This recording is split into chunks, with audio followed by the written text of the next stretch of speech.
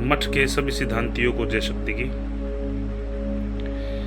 एक सिद्धांती हैं हमारे कन्या शक्ति मठ सिरसल से जुड़े हुए, तो उनका फ़ोन आया है सुबह और उन्होंने जो वीडियो मैंने डाली थी कि नाम हमने क्यों लेना चाहिए उसके विषय में, और उनका एक सवाल है कि जो पुनर्जन्म की बात है, जैसे कोई भी पुनर्जन्म होता है और लक्ष्य 84 के दौरान एक इंसान का दोबारा जन्म हो जाता है, यानी कि पिछले जन्मों की याददाश्त रह जाती है।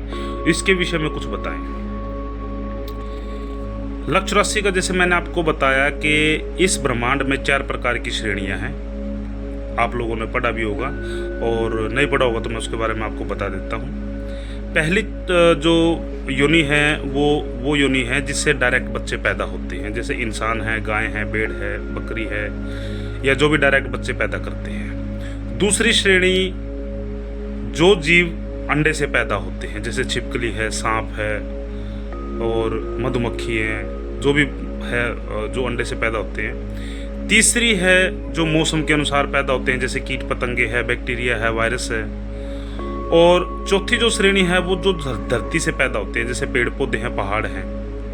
तो इनको एक को स्थेवज कहा जाता है, एक को उपजम कहा जाता है, एक को अंडज कहा जाता है और एक को जेरज कहा जाता है। जो डायरेक्ट बच्चे पैदा होते हैं उनको जेरज कहा जाता है, जो अंडे से पैदा होते हैं उनको अंडज कहा जाता है, और जो मौसम के अनुसार पैदा होते हैं उनको स्थेवज कहा जाता है, और जो डायरेक्ट धरती से पैदा होते हैं उनको उपजम कहा जाता है।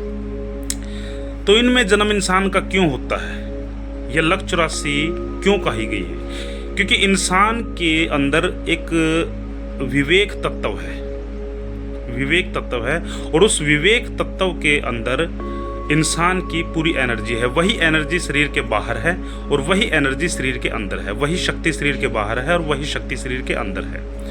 तो गुरु संत रविदास जी महाराज ने क्या कहा है, तो ही मोही मोही तो ही अंतर कैसा, यानी कि वो उस परम ऊर्जा से संबंधित वो बात कह रहे हैं कि भाई वो ऊर्जा बाहर भी है और वो अंदर भी है, यानी कि उस परमात्मा में, उस परम शक्ति में कोई अंतर नहीं है। वो परम शक्ति मेरे में भी है और मैं उस परम शक्ति में हूँ।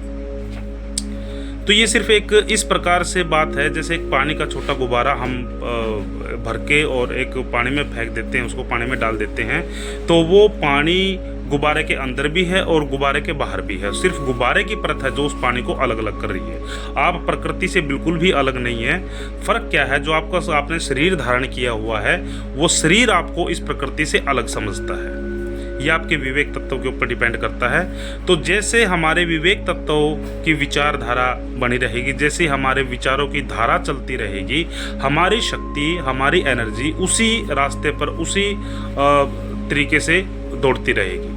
और मतलब जैसे किसी आदमी की 70 साल की उम्र है और 70 साल उसने एक ही विचारधारा यानी एक ही सिस्टम उसने अपनाया कि मैंने पैसा कमाना है, तो वो उसके अंतर्भावना में वो शक्ति विराजमान है। उस शक्ति का वो किसी भी प्रकार से प्रयोग कर सकता है। वो उसके दिमाग के ऊपर, उसके विवेक के ऊपर डिपेंड करता है। तो जैसे उसको दे छोड़ने के बाद में जो उसके मन रहेगा, जो उसका विचार रहेंगे, वो उसी दिशा में दे छोड़ने के बाद में वही एनर्जी उसी दिशा में काम करेगी। क्योंकि काम, क्रोध, लोभ, मोह, अहंकार ये आदमी के मरने के बाद भी या देह छोड़ने के बाद में भी इसका जो आत्मा है, जो जीव है, जो हमारा सूक्ष्म है, उसका पेंडा नहीं छोड़ते। आपने देखा होगा कि जैसे कोई भी इंसान मर जाता है, कोई जवान लड़का मर जाता है और वो क्रोधित है, उसके अंदर क्रोध था, अगर वो किसी के सिर आता है या किसी के अंदर प्रवेश करता है, तो जिस शरीर के अंदर वो प्रवेश करता है वो इंसान भी क्रोधित रहेगा।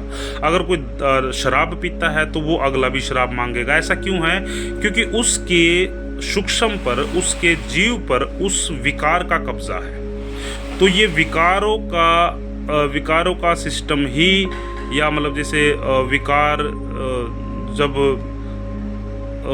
हैवी होते हैं उस सूक्ष्म के ऊपर, तो वो उसको जन्म दिलवाते हैं। यानी कि आदमी के विचार ही आदमी को जन्म दिलवाते हैं। और इन विचारों को ख़त्म करना, यानी कि मन को ख़त्म करना, लक 84 से बाहर निकलना है। लक 84 क्या है? लक 84 ये प्रकृति का नियम है कि इस प्रकृति को सृष्टि के संचालन के लिए, अपनी व्यवस्था बनाने के लिए इनको सारा खेल करना पड़ता है।